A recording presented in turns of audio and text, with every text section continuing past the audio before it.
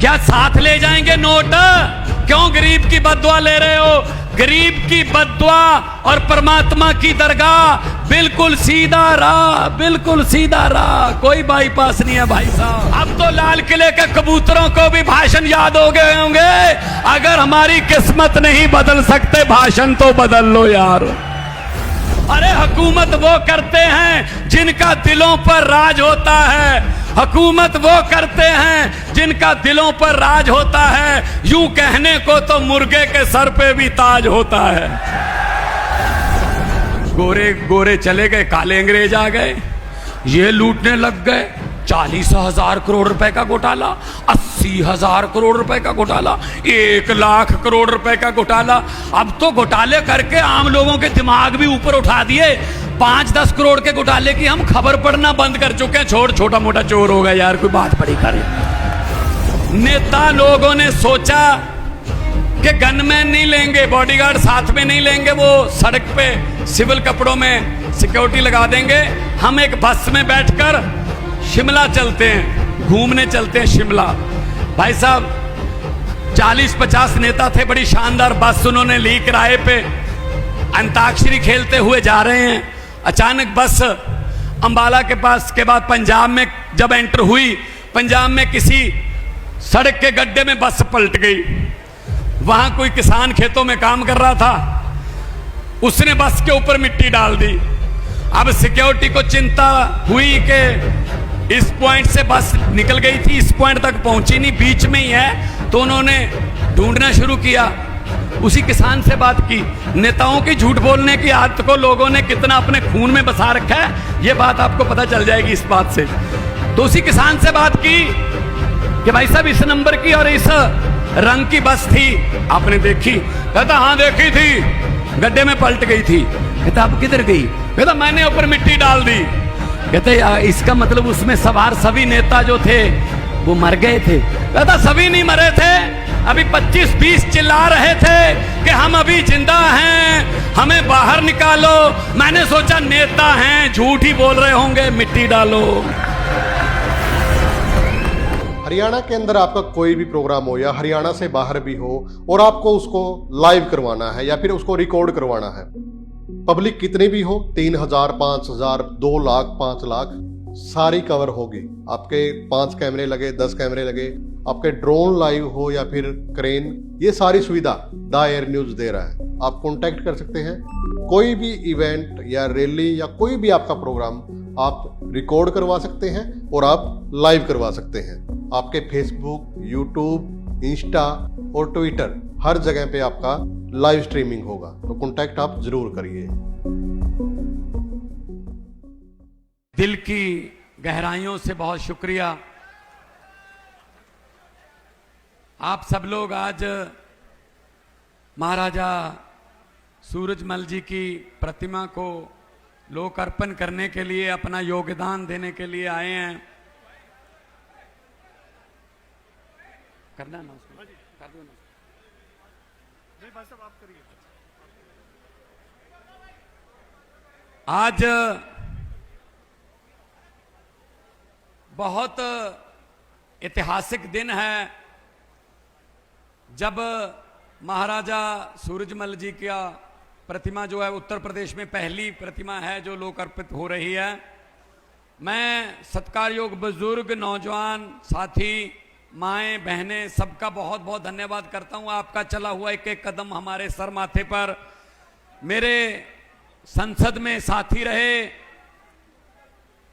श्री हनुमान बेनीवाल जी जो अभी अभी आपके सामने बोल के गए हैं, संजीव बालियान जी पूर्व मंत्री, दिग्विजय चौटाला जी हमारे बिहार से मंत्री, कैबिनेट मिनिस्टर, पूर्व एमपी साहेब, पूर्व एमएलए साहबान, सबका बहुत बहुत धन्यवाद।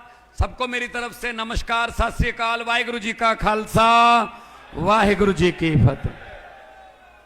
साथियों, जो किसान समाज है वो देश का अन्नदाता माना जाता है। और दाता कौन होता है? जो बांटता है, जो बांटता है, किसी को भूखे नहीं रहने देता, अन्नदाता कहलाता है।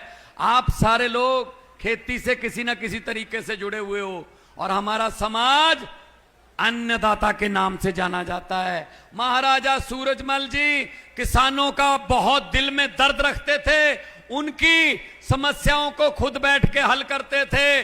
1706 से लेके 1707 से लेके 1763 तक उनका शासन था।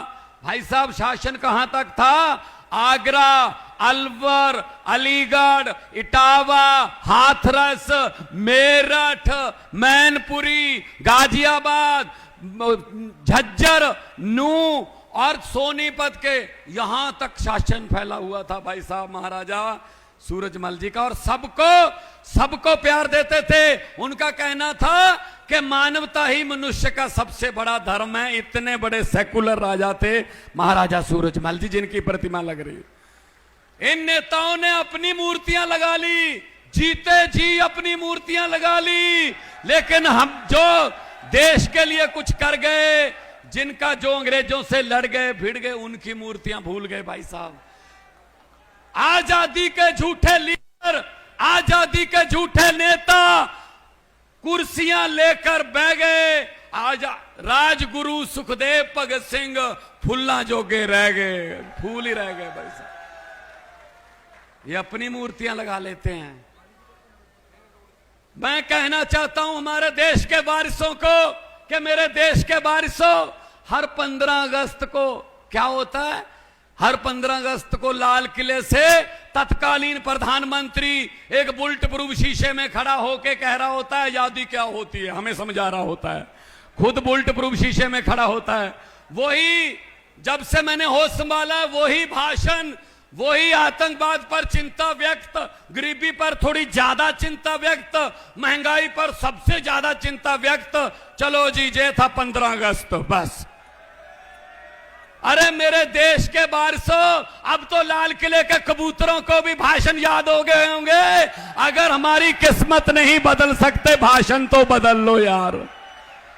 भाषण तो कोई नया रख लो। भाषण भी सेम ही चल रहा है, क्योंकि बारी बारी आते हैं, 5 साल तू, 5 साल मैं आ गया, मैं तुझे कुछ नहीं कहूंगा, तू आ गया, तू मुझे कुछ मत कहना। चल गई बारी, चली गई बारी, चल रही है। और बेनीवाल जी सच बोलते हैं, इसीलिए आप उनको सुनने आते हैं जब पार्लियामेंट में बोलते हैं। मैं भी था, हमको टाइम कम मिलता था। एक बार क्या, ये समाज वो समाज, बड़ा दिन का डिबेट चल रही है, आधी रात होने वाली, 10 साढ़े 10 बज गए। मैंने कहा जी मैं भी बोलूंगा स्पीकर साहब। कहते छोटी पार्टियों के लिए टाइम नहीं है। मैंने कहा कोई बात नहीं, 30 सेकंड 30 सेकंड दे दो। वो बोले 30 सेकंड में क्या बोलेगा? मैंने कहा ठीक है 20 कर दो। 20 सेकंड, कहते ठीक है आपका समय शुरू होता है अब। मैंने कहा स्पीकर साहब, आज सुबह से जो समाज वो समाज की बात चल रही है, किसी ने सेकुलर की बात नहीं की, इकट्ठे करने की। मैं ये कहना चाहूंगा कि लंबे सफर को मीलों में मत बांटिए, कौम को कबीलों में मत बांटिए। एक बहता दरिया है मेरा भारत देश, इसको नदियों और झीलों में मत बांटिए। भाई साहब, बात कहनी हो तो 20 सेकंड में भी कह सकते हो, 2 घंटे के भाषण जरूरी नहीं होते। आप लोग आए हो, आप लोग पंजाब में 16 मार्च 2022 को सरकार बनी। मैंने अफसरों को बुलाया, सभी अफसरों को बुलाया मैंने मुख्यमंत्री की ओथ लेने के बाद। मैंने कहा भी आपका दफ्तर कितने बजे चलता है, आपका दफ्तर का टाइम क्या है? बोले जी गर्मियों में 9 से 5, सर्दियों में 10 से 6, 8 घंटे दफ्तर है। मैंने कहा आपके दफ्तर का टाइम बदलने वाला हूं अब मैं। कहते जी कौन सा टाइम रहेगा? मैंने कहा रात के 1:30 बजे से 8 घंटे पूरे कर लो, 9:30 बजे, रात के 1:30 से 9:30 तक आप दफ्तर में आओगे, पूरा दिन सोते रहना, शाबाश टाइम बदल देते हैं। कहते जी ये तो गड़बड़ हो जाएगी बहुत। मैंने कहा क्या गड़बड़ हो जाएगी? कहते रात को कोई दफ्तर नहीं चलता। मैंने कहा दफ्तर चलते हैं रात को, आप लोगों को पता ही नहीं चलता। कहते कौन से दफ्तर चलते हैं? मैंने कहा अरे किसानों का दफ्तर खेत है, उसका खेत। अरे 1:30 बजे बिजली देते हो, फिर 2 बजे, फिर चली गई 3 बजे। अरे उसका दफ्तर रात को 1:30 बजे चलता नहीं है क्या? खाना नहीं खाते वो, फिर भी अन्न उगाता है। मैंने कहा जा तो अपना दफ्तर का टाइम 1:30 बजे कर लो, वरना किसानों का, जाट समाज का भी टाइम जो है वो अपने दफ्तर वाला करो। 9 बजे से लेकर शाम के 5 बजे तक बिजली देंगे। आज पंजाब में फोन करके पूछ लेना, रिश्तेदारियां होंगी, दोस्त मित्र होंगे आपके, सुबह 9 बजे बिजली आती है। बिजली बिल्कुल मुफ्त है जी, खेतों की बिजली का कोई बिल नहीं आता। सुबह 9 बजे जाते हैं, मोटर चलाते हैं, ट्यूबवेल चलाते हैं, शाम को 5 बजे बंद कर देते हैं कि ये कौन सा कुंभ का मेला है, कल फिर चला लेंगे, इसमें कौन सी बड़ी बात है। बिजली आम है, बिजली आम है। कारण नीयत सच्ची है, सच्ची नीयत से काम होते हैं भाई साहब, वरना यहां तो बहुत शासक आए। अरे हुकूमत वो करते हैं जिनका दिलों पर राज होता है, हुकूमत वो करते हैं जिनका दिलों पर राज होता है। यूं कहने को तो मुर्गे के सर पे भी ताज होता है। कहने की बातें तो बहुत है भाई साहब, अब नेताओं पर यकीन ही नहीं रहा, क्या करें, इन पर यकीन उठ गया हमारा। 80 साल हो गए देश को आजाद हुए, 80 साल, 80 साल हो गए देश को आजाद हुए भाई साहब। ये अमेरिका वाले, ये यूएसए वाले, ये इंग्लैंड वाले, ये जर्मनी वाले, ये चांद पर जाके वापस आ गए। मंगल ग्रह पर प्लाट काटने की स्कीमें बना रहे हैं, मंगल ग्रह पर कॉलोनी काटेंगे। और हम 80 साल हो गए, हमसे अभी शहरों के सीवरेज के ढक्कन पूरे नहीं हुए भाई साहब, वहीं खड़े हैं बस। शमशान घाट, शमशान ठीक कर दो, ये हमारा टोबा छप्पर ठीक कर दो, ये अपना सीवरेज के ढक्कन ठीक कर दो, यहीं रोक के रखा है। जानबूझकर हमको अनपढ़ रखा है हमारे बच्चों को, क्योंकि इन नेताओं को पता है अगर गरीब का बच्चा पढ़ लिख गया वो नौकरी पे लग जाएगा, नौकरी पे लग गया तो वो घर की गरीबी खत्म कर देगा, और गरीबी खत्म होगी तो इनके घरों के सामने, इनके महलों के सामने सुबह सुबह अर्जियां लेकर लिख के बिजली माफी, ये माफी, कर्जा माफी लेकर कौन जाएगा भाई साहब हाथ जोड़ने। इसलिए जानबूझकर ये हमको अनपढ़ रखते हैं। बच्चों को पढ़ाइए, बच्चों को पढ़ाइए। पंजाब में हमने स्कूल शानदार बना दिए, प्राइवेट स्कूल भी वैसे ही है, सरकारी भी वैसे ही है, आपकी मर्जी है। बच्चा सरकारी में पढ़ाना सरकारी में पढ़ा लो, प्राइवेट में पढ़ाना प्राइवेट में पढ़ा लो, लेकिन हाँ उधर फीस लगेगी, इधर फीस भी नहीं लगती भाई साहब। हमारे बच्चे अफसर बन के निकल रहे हैं, अब 4 सालों में इतना सुधार हो गया। इन नेताओं पर यकीन उठ गया हमारा।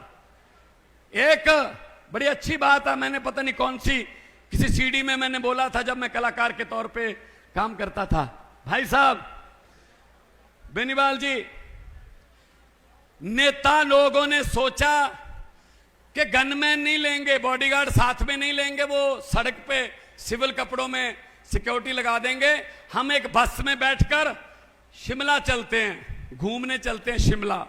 भाई साहब 40-50 नेता थे, बड़ी शानदार बस उन्होंने ली किराए पे, अंताक्षरी खेलते हुए जा रहे हैं। अचानक बस अंबाला के पास के बाद पंजाब में जब एंटर हुई, पंजाब में किसी सड़क के गड्ढे में बस पलट गई। वहां कोई किसान खेतों में काम कर रहा था, उसने बस के ऊपर मिट्टी डाल दी। अब सिक्योरिटी को चिंता हुई कि इस पॉइंट से बस निकल गई थी, इस पॉइंट तक पहुंची नहीं, बीच में ही है, तो उन्होंने ढूंढना शुरू किया। उसी किसान से बात की। नेताओं की झूठ बोलने की आदत को लोगों ने कितना अपने खून में बसा रखा है, यह बात आपको पता चल जाएगी इस बात से। तो उसी किसान से बात की कि भाई साहब इस नंबर की और इस रंग की बस थी, आपने देखी? कहता हाँ देखी थी, गड्ढे में पलट गई थी। कहता अब किधर गई? कहता मैंने ऊपर मिट्टी डाल दी। कहते इसका मतलब उसमें सवार सभी नेता जो थे वो मर गए थे। कहता सभी नहीं मरे थे, अभी 25-20 चिल्ला रहे थे कि हम अभी जिंदा हैं, हमें बाहर निकालो। मैंने सोचा नेता हैं, झूठ ही बोल रहे होंगे, मिट्टी डालो। हम ये बात पे भी यकीन करने के काबिल नहीं रहे कि ये जिंदा हैं, ये झूठ बोल रहे होंगे, जिंदा नहीं होंगे। ये इतना झूठ बोला है हम लोगों के साथ। तो भाई साहब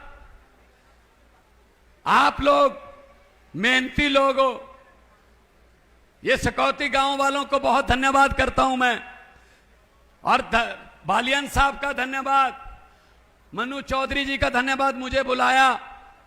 मैं पंजाब से आया, मैं भगत सिंह की मिट्टी से आया हूं, जिन्होंने 23 साल की उम्र में कुर्बानी दी और देश को अंग्रेजों से आजाद करवाया। ये मंगल पांडे की धरती है भाई साहब, ये चंद्रशेखर आजाद की धरती है भाई साहब। देश के लिए लड़ने वाले हमारे बच्चे और राज करने के लिए कोई और आ गए हैं भाई साहब। क्या बताएं, क्या बताएं। तो इसीलिए हम कह रहे हैं कि अन्नदाता को अगर खुश नहीं रख पाओगे तो फिर कहीं के नहीं रहोगे। कौन सा विश्व गुरु विश्व चेले बन के रह गए भाई साहब। ट्रम्प ऑर्डर देता है, ट्रम्प ऑर्डर देता है, तेल इससे खरीदो, तेल इससे खरीदो। बनना था विश्व गुरु, विश्व चेले बन गए, विश्व शिष्य बन गए। इसीलिए मैं कहने आया हूं कि अपनी होंद को पहचानिए, अपनी पहचान को पहचानिए। बहुत ताकत है आप लोगों की वोट में, बहुत ताकत है आपकी उंगली में। यह जो वोटर कार्ड है, शहीदों ने खून देकर, शहीदों ने अपना खून देकर यह वोटर कार्ड लेके दिया हमें। इनकी ये हिम्मत कि हमारा हेलीकॉप्टर उतरने से रोकें, हेलीकॉप्टर चढ़ने से रोकें। अरे इनको ये लगता है शायद पर्चे करके हम इनको डरा लेंगे, हमारे बंदे खत्म नहीं होंगे, आपके पर्चे खत्म हो जाएंगे। हम वो पत्ते नहीं, हम वो पत्ते नहीं जो शाख से टूट के गिर जाएंगे। आंधियों को कह दो अपनी औकात में रहें, अपनी औकात में रहें। ये डराते हैं हमको, डराते हैं और हमको। कमाल है। हमारे गुरुओं ने तो किसी के धर्म के लिए कुर्बानी दे दी थी, हमको डराते हो भाई साहब। महाराजा सूरजमल जी ने दूसरों के धर्म के बने हुए स्मारकों को भी अच्छे से रखा था। ये नाम बदल देते हैं, ये बिल्डिंग ही बदल देते हैं भाई साहब। क्या करें। देश को आज बेरोजगारी की समस्या ने घेर रखा है, अनपढ़ता, गरीबी, महंगाई, लेकिन सब चल रहा है, झूठ पे झूठ चल रहा है। मैं देख रहा था, बालियान साहब थोड़ा सा कान बंद कर लीजिए, मोदी के बारे में बोलने लगा हूं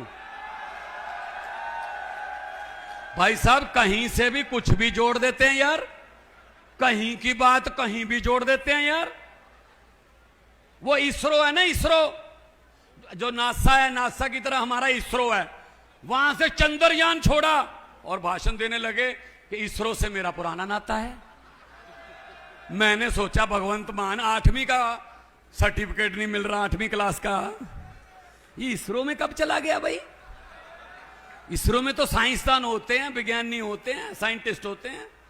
मैंने कहा नाता कैसे जोड़ेगा भाई साहब। ऐसा जोड़ा नाता, कहता मैं जब दूसरी तीसरी क्लास में पढ़ता था, पढ़ाई में कमजोर था, इसीलिए हर मैडम और हर टीचर मुझे यही कहते थे, अब आप इसरो में बैठिए, अब इसरो में बैठिए, अब इसरो में आ जाइए। इसरो से मेरा पुराना नाता है।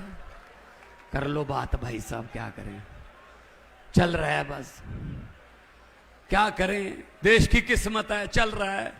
पता नहीं कौन कौन से देशों में गए हैं भाई साहब। हमने भी भूगोल पढ़ा है, हमने भी ज्योग्राफी पढ़ी हुई है, वो देश ही नहीं सुने कभी। ककनेशिया, पकलेशिया, पपुआ गुनुआ, टकुआ टकुआ। अरे यार कहां जा रहे हो भाई, हमें तो बता दो कहां जा रहे हो। विदेश नीति पूछने का हमें भी अख्या, राज्य के मुख्यमंत्री हैं हम भी, हमें तो बता दो। कुछ वहां दोस्त मित्र होंगे तो आपको मिलके कोई काम वाम करवा लेंगे। ना जी, आज टकुआ पपुआ, आज पपुआ गिनुआ, और वहां का राष्ट्रीय अवार्ड मिल गया है। अच्छा जी, राष्ट्रीय अवार्ड मिल गया। वहां की आबादी कितनी है, कहते 9500। मैंने कहा इतने लोग तो हमारे यहां जेसीबी चल रही हो उसको देखने के लिए खड़े हो जाते हैं। वो जहां 140 करोड़ रहते हैं वहां रहो, जहां 140 करोड़ रहते हैं वहां रहो। 9500 से बात नहीं बनेगी मोदी जी, 9500 से बात नहीं बनेगी। सच्ची है ना। हाथ खड़े करके ताली बजा के बता दो, सारे हौसला बना दो। इनके कच्चे चिट्ठे पड़े हैं हमारे पास, मैं और बेनीवाल नहीं डरते इनसे।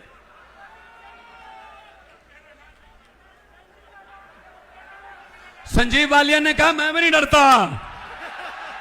अभी अभी कहा है। आज तो समाज के लोग बैठे हैं, अब तो सच बोल दो। पंचायत में झूठ नहीं बोलते, आज तो महापंचायत है। तो भाई साहब पढ़िए, बच्चों को पढ़ाइए और आज अपने विरसे को भी याद रखिए, अपनी कल्चर को, अपने पुरखों को भूल जाते हैं वो कौम बर्बाद हो जाती है भाई साहब। महाराजा सूरजमल जी की आज पहली प्रतिमा है, लेकिन आखिरी नहीं होनी चाहिए। जहां जहां आप कहोगे वहां मैं आऊंगा, वहां मैं आ जाऊंगा। बुला लीजिए, हमारे पुरखे उन्होंने राज किया और उन्होंने डीएनए हमारा एक है, हम देशभक्त लोग हैं भाई साहब। भगत सिंह के बारे में जब सोचते हैं तो सोचो 23 साल की उम्र में बच्चे अपने बाप से मोटरसाइकिल मांगते हैं, और भगत सिंह, राजगुरु सुखदेव, करतार सिंह सराभा अपने अंग्रेजों से मुल्क मांग रहे थे। उस समय मुल्क मांग रहे थे कि हमारा देश दो हमें। और भगत सिंह ने लिखा है, भगत सिंह ने कहा है, इश्क करना सबका पैदाइशी हक है, इश्क करना सबका पैदाइशी हक है, क्यों ना इस बार वतन की सरजमी को महबूब बना लिया जाए। वो लोग हैं भाई साहब जिन्होंने आजादी के लिए अपनी, भगत सिंह को ये रत्ती भर भी कभी भी चिंता नहीं थी कि आजादी आएगी या ना, उनको ये पक्का पता था। उन्होंने लिखा अपनी किताब में कि आजादी तो आएगी, लेकिन आजादी के बाद देश कौन से हाथों में जाएगा ये मुझे चिंता है। और बिल्कुल सही चिंता साहब तो ये भाई साहब, गोरे गोरे चले गए, काले अंग्रेज आ गए, ये लूटने लग गए। 40,000 करोड़ रुपए का घोटाला, 80,000 करोड़ रुपए का घोटाला, 1 लाख करोड़ रुपए का घोटाला। अब तो घोटाले करके आम लोगों के दिमाग भी ऊपर उठा दिए। 5-10 करोड़ के घोटाले की हम खबर पढ़ना बंद कर चुके हैं। छोटा मोटा चोर होगा यार, कोई बात बड़ी कर। कितनी जीरो लगती है हमें तो ये भी नहीं पता कि कितनी जीरो लगती है इसके साथ। इतने बड़े बड़े घोटाले, क्या साथ ले जाएंगे नोट?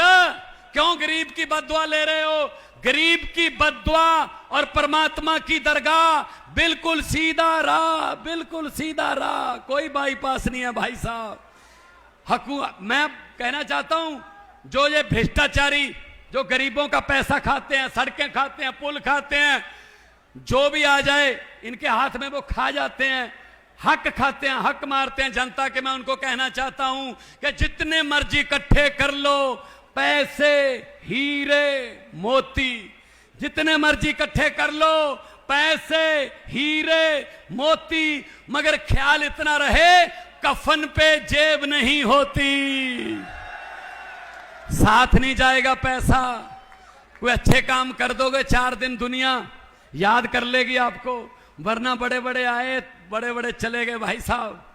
ये महाराजा सूरजमल जैसे लोग हैं जिनके अमर रहो के नारे लग रहे हैं। आज लगभग 300 साल बाद भी ये नारे लग रहे हैं। तो इसीलिए मैं कह रहा हूं कि आओ इकट्ठे होके अपनी बिरादरी को, अपने समाज को, अपने देश को एक रखें। देश को एक रखना है। देश एक रहेगा तब कहीं जाके शहीदों के सपने की आजादी हमारे पास आएगी भाई साहब। तुम बहुत मैं सभी प्रबंधकों का बहुत आभारी हूं कि मुझे बुलाकर इतना मान सम्मान दिया। आप लोग कभी चंडीगढ़ आइएगा, आप लोग हमारे यहाँ पंजाब एग्रीकल्चर यूनिवर्सिटी है लुधियाना में, वहां आइएगा। पंजाब का किसान एमएसपी पे भाई साहब फसल बिकती है, आज फसल लेके आएगा, आज शाम तक जब फसल तुल जाएगी बोरी में डल के गोडाउन में चली जाएगी, और शाम तक जब तक ट्रैक्टर ट्राली लेकर घर जाएगा तो उसके मोबाइल फोन में मैसेज आ जाता है, आज की फसल के पैसे आपके खाते में डल गए भाई साहब। घंटों में काम होते हैं, क्योंकि मैंने खेती की हुई है भाई साहब। मैं खेत से निकला हूं, मैं ट्यूबवेल से चलाकर, ट्यूबवेल में इंजन, मैं बरोजा लगाकर पटे को मैं निकला हूं। मुझे पता है आयशर ट्रैक्टर ने हैंडल के साथ जब स्टार्ट करते हैं 2 बार ये बाजू टूटी हुई है, देखो थोड़ा सा फर्क है इससे। इन्होंने कभी गरीबी देखी है? इन्होंने कभी गरीबी देखी है? ये सोने के चम्मच मुंह में लेकर पैदा हुए हैं ये, इनको क्या पता गरीबी क्या होती है। गरीबी गांव में रहती है भाई साहब। गरीबी है ना, ये देखना हंडाना अपने तन पे, वो ही जानता है जो गरीब है, जो गरीब है। एक दिन झोपड़ी में रह के कोई गरीब नहीं हो जाता। अगर इतने ही गरीबों से है ना, तो उस झोपड़ी वाले को अपने घर में रखो, उसको थोड़ा अमीरी के बारे में पता चले, वरना उसकी तो झोपड़ी भी छीन ली जिस दिन उसके घर रात बिताते हो कि तू चल फोटो लेनी है, फोटो लेनी है, झोपड़ी में ठहरे। बताइए भाई साहब, ये तो कैंपिंग करने आते हैं हमारे घरों में। तो कोई बात नहीं, समाज हमारा अन्नदाता है।